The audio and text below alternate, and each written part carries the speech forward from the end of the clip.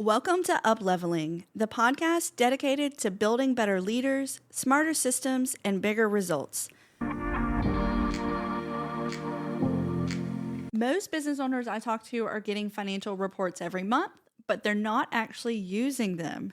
They glance at the revenue, maybe the profit, and then they move on. And I want to help reframe your mindset around this, that financials are not a report card. They are a decision-making tool. So today, I'm going to walk you through exactly how to use your numbers each month to make better decisions in your business. So let's first talk about the core problem. What's actually going wrong here? You probably have one of these problems. Either number one, you have no financial reports, or maybe they're not consistent or accurate. Or number two, you have monthly financials available right now, but you're not doing anything with them. They're probably not even opened. Unfortunately, both of those situations are common, and if you don't have accurate monthly financials yet, that's step zero. Don't even listen to the rest of this podcast. You can feel free to reach out to a line CPA because we can help get you organized and get you the data that is going to help you. But honestly, that's a whole nother conversation. But if you are already getting reports and you're just not using them, this episode is for you. Some of the problems we're going to talk through is what I see happening in business owners is they're only focusing on revenue. And I've said this before, revenue is vanity. It does not pay your bills. Or they are reviewing them way too late or not even at all. You're looking at numbers without context. Maybe you're just looking at 1 month at a time and there's no context to how previous months might have done. And you're not tying numbers to decisions.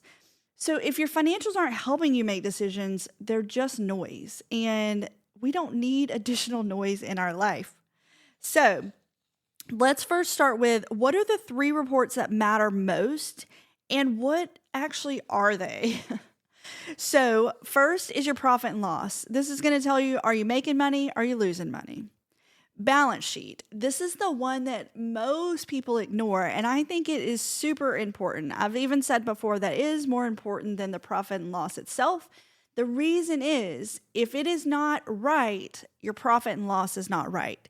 But the balance sheet is going to tell you, what do you own versus what do you owe? And that's exactly why we have to make sure it's accurate. I will also say that when reviewing financials for new clients coming to a line CPA, I would say 85% of the time, the balance sheet is not correct. And that's either because they've only used like a tax CPA in the past, and that tax CPA only did their tax return, not their books.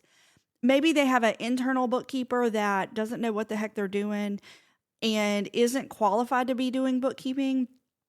Or maybe the owner is doing the bookkeeping and honestly, they don't have time.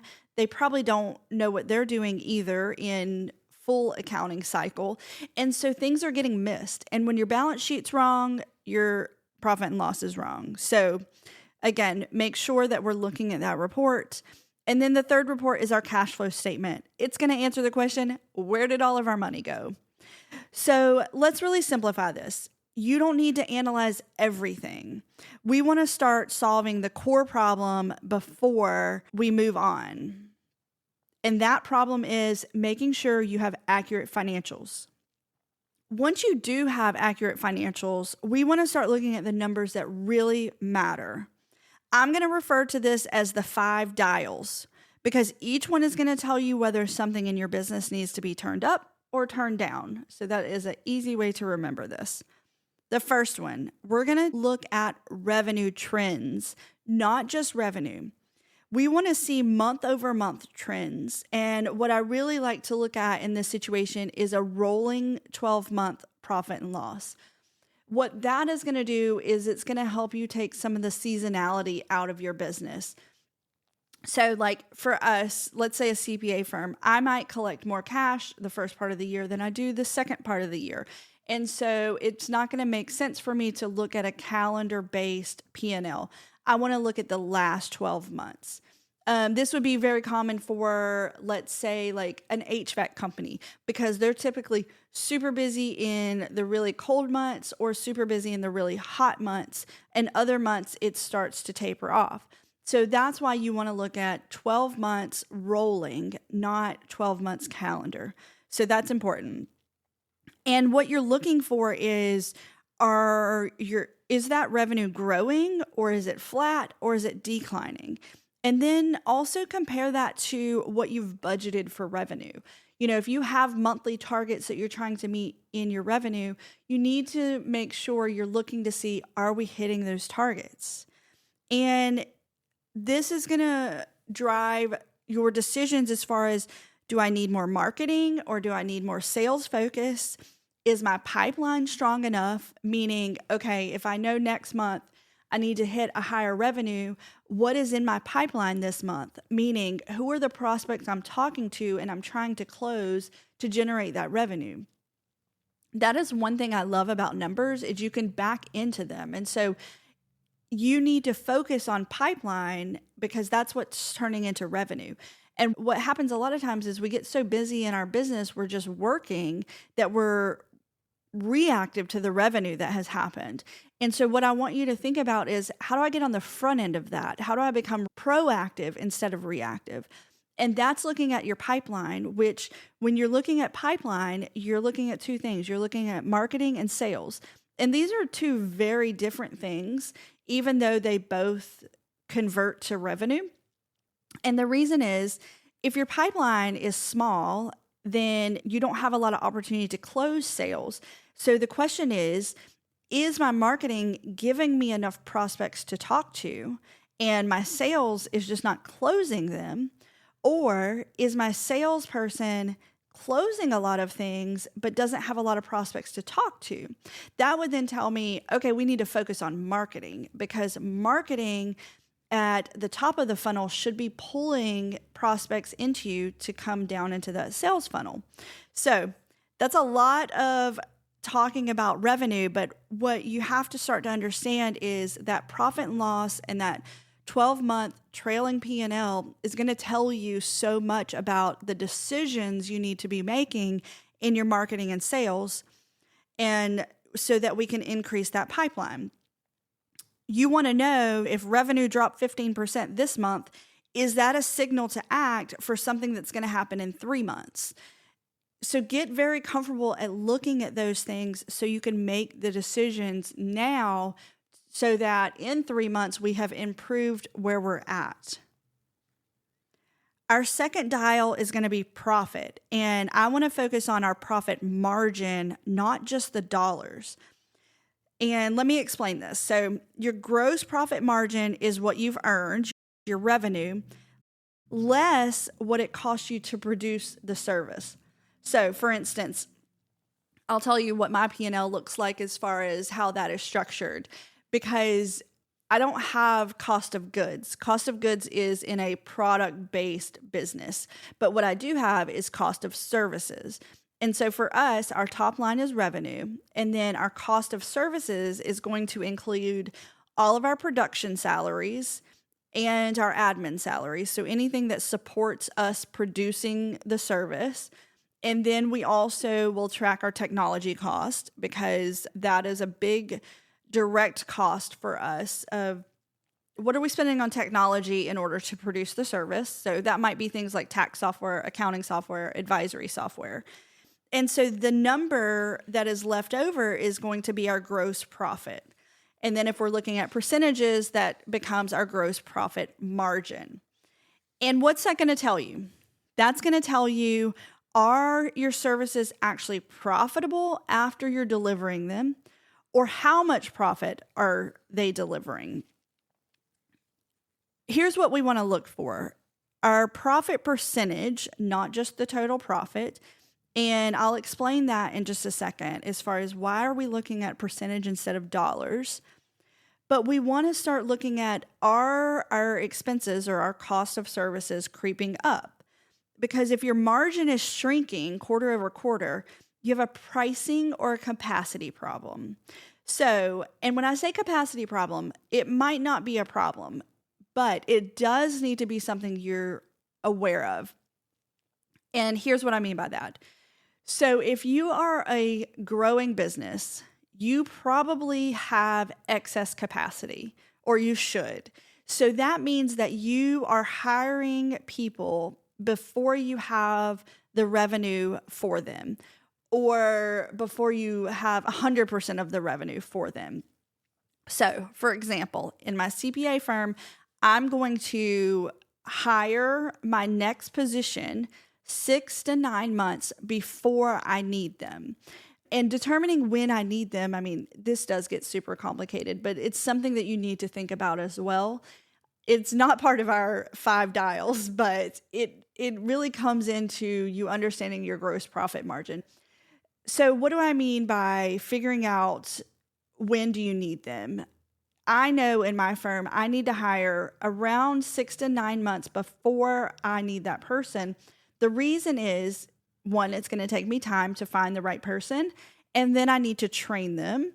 Well, first I need to onboard them. That's going to take time, and then we put them through training, and then we start to ramp them up. And so I'm not hiring someone and throwing them in full blast. I'm ramping them up over time. So for us, that's about a 9-month runway.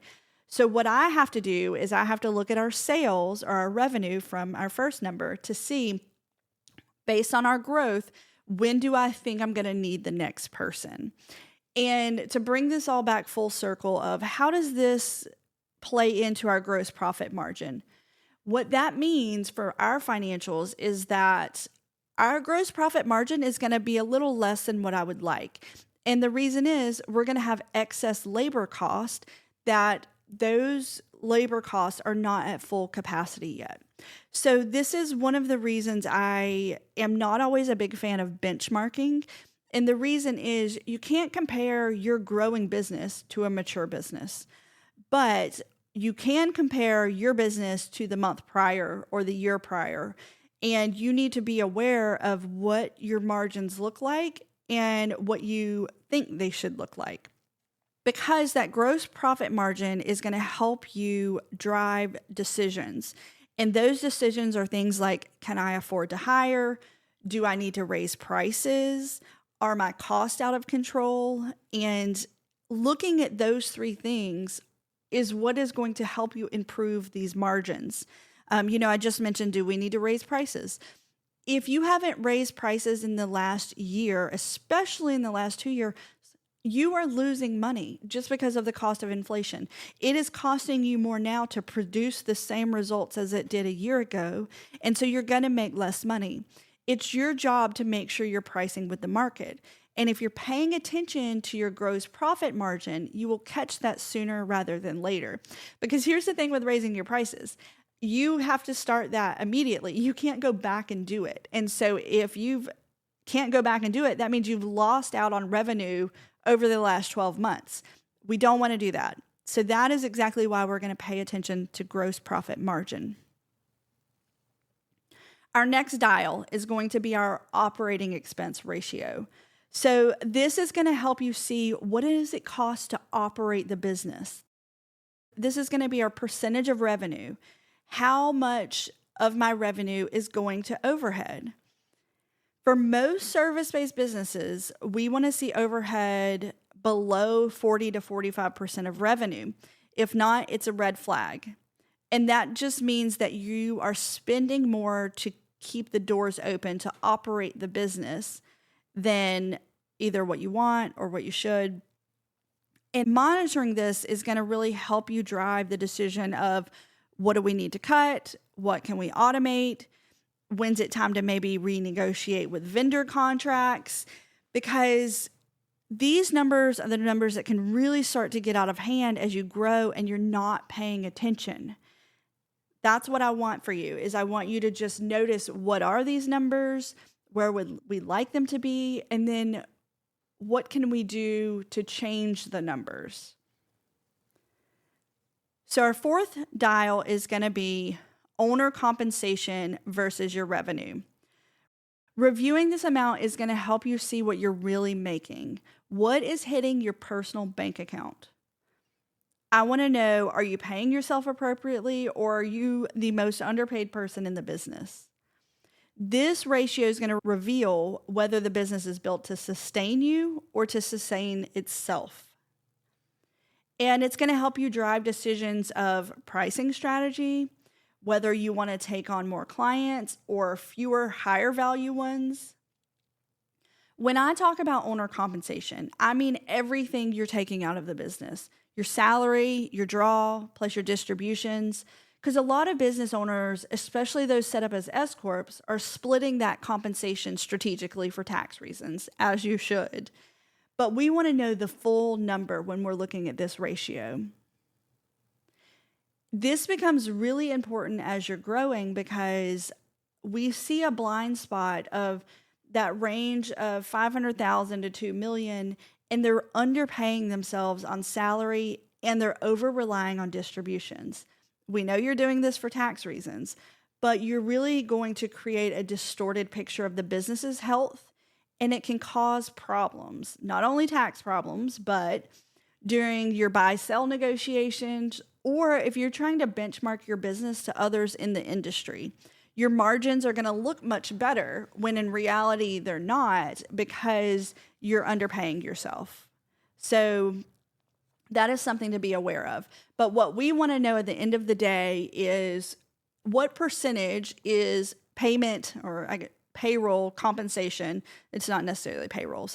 But what percentage is left over for the owner? That's the number we want to focus on, because at the end of the day, you could have millions of dollars in revenue, but if you're not making any money and the owner is not benefiting from the business, you're working really hard for nothing, or for very little. I hate to say nothing because there's got to be a reason behind it, but you need to be aware of what percentage of revenue gets to go to your pocket, your bottom line at the end of the day.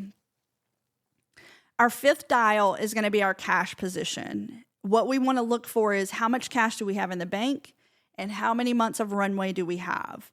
This is going to help you make decisions around, can I invest in new equipment now, new property, real estate? Do I need to slow down my spending? Do I need to figure out how I can collect my receivables faster? But one of the most important questions I get, or I should say common questions I get, is how much cash do I need? And the answer is always, it depends. And it's going to depend on things like, are you trying to grow? Because growth costs cash. You need to be prepared for that. Just like we talked about earlier with our gross profit margin and capacity with new hires. If you're trying to grow, you have excess capacity in your labor. That means you're paying people who are not generating revenue yet. So that's coming out of your cash. And you need to be aware of that and plan for that. That cash position is also going to depend on, do you need to invest in things like equipment or real estate? And also what's going on in your industry. Is your industry starting to slow down? Is it starting to ramp up? How much cash do you need for the next 6-12 months? But as a baseline, here's what I would do. This is probably the easiest way. This is a very simple method to figure out how much cash you need. I would run a 12-month profit and loss, take the operating expenses that are reported there, divide them by 12. That's going to give you an average overhead per month. You may want to add into that number any like loan principal payments, things like that. So then you're going to take that number and multiply it by 3. That would give you a 3-month cash reserve. So take that number and compare it to what you actually maintain in your bank account to see, are you on track, off track of that?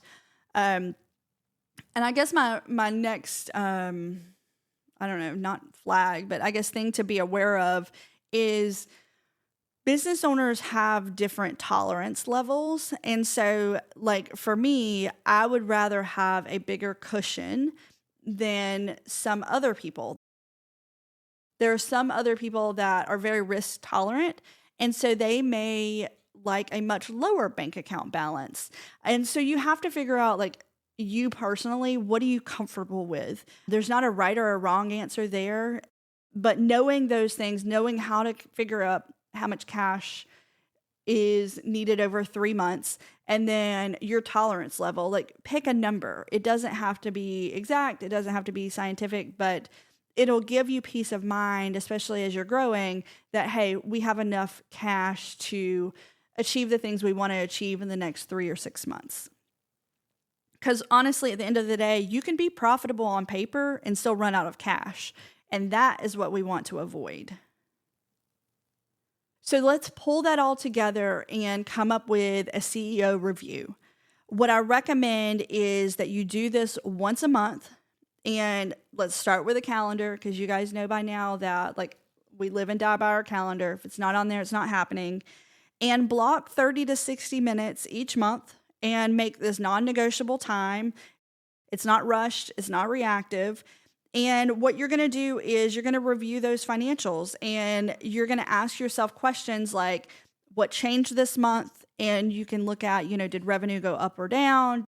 Are expenses higher than we expected? And then asking, why did it change? Did we lose a client? Did we add a bunch of new clients? Are there one-time expenses that happened during the month, or is this an ongoing issue? And then you're going to ask, what decisions do I need to make? Do I need to hire? Do I need to cut costs? Do I need to increase my pricing, adjust our strategy? Whatever it may be, but you're going to ask those questions. What changed? Why did it change? And what decisions do I need to make because of it? And then when you do determine what decisions you need to make, this is what is probably the most important. Don't overcomplicate it and focus on what is going to give you the highest impact, because you may review those financials and come up with a list of 10 different things, but what you need to do is focus on 1 or 2. And then once those 1 or 2 completed, you can go on to the next 1 or 2. Because what happens as business owners, first off, we're already busy, and now we're adding something else to our plate. But I do want to put an asterisk there. This is probably one of the most somethings that you could add to your plate. So don't brush it off because you're busy. But since you are busy, we're not trying to add 10 new things to our to-do list. We're going to add 1 or 2, because business is about getting 1% better and 1% better. So don't overwhelm yourself in this section about what I'm going to change, or don't overcomplicate it. But you may come out of reviewing those financials to say, hey, we need to increase our pricing, or we need to hold off on hiring, or maybe we need to hire. Whatever those things are, make that list, focus on 1 or 2 of them. And what I really want you to get out of this episode is your financials are a tool for your business. It's not, information that has already happened and we're just going to file it away in a drawer. Like, it needs to be information that is going to help us make decisions to move forward. It's not just for your tax return. It's not to do your tax prep. It's to improve the business. And quite honestly, I just want to encourage you that you don't need to be a financial expert. You don't need to be a CPA. You just need to make sure that you have a simple system. Because if you're not reviewing your numbers monthly, you should really start right now. Block the time, go through the 3 questions, make 1 to 2 decisions. And if you want help setting up your own CEO dashboard and actually understanding what your numbers are telling you, head to aligncpa.com. We work with service-based business owners exactly like you and would love to help you get started.